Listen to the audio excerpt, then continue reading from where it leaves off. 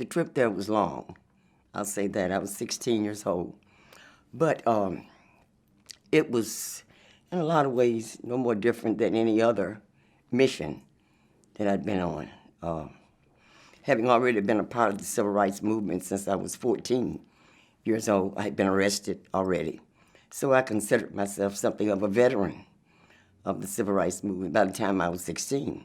But as it happened that summer of 1963, I was working part-time summer secretary for the NAACP. They did invite me to go to the March on Washington, and I guess it was about 16 or more hours from Memphis to get to Washington, D.C. Of course, we arrived there, and the rest is history, and quite a history it is, especially after 50 years. For a little 16-year-old girl, everybody, I would think, in the world was there, and that is what I thought. I couldn't believe it, that so many people were there, walking all headed in the same direction, just driven, if you will, all headed to one location. All the people there, black, white, everyone, all colors, shapes, sizes, stripes. Everybody was there for one reason and on one accord. It was the most powerful experience I've ever encountered to this day.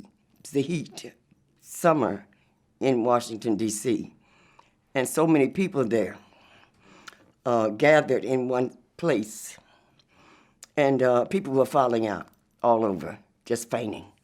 Well, I fainted, and I remembered, and I was so disappointed in myself. But it was so hot, and just I remember being overwhelmed.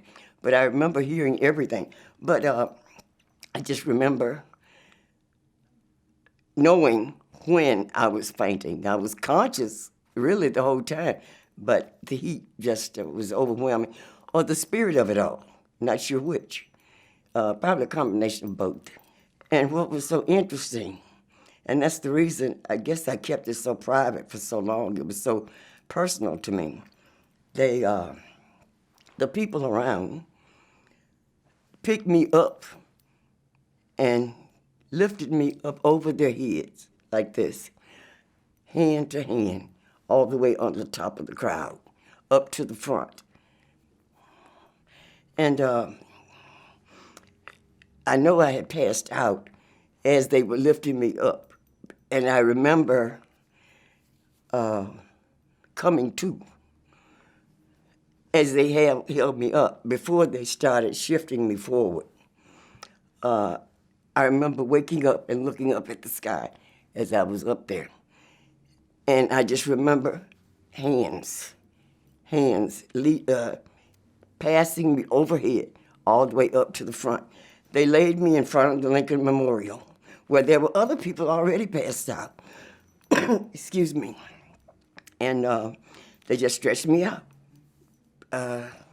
right there on the really green, beautiful grass in front there. And I don't know how long I was out, probably not that long. But I remember when I woke up, I was still lying just straight the way they laid me. Little dress tail, skirt tail, just as straight, and my arm just straight down beside me. It was my ancestors' hands carrying me, lifting me up over their heads.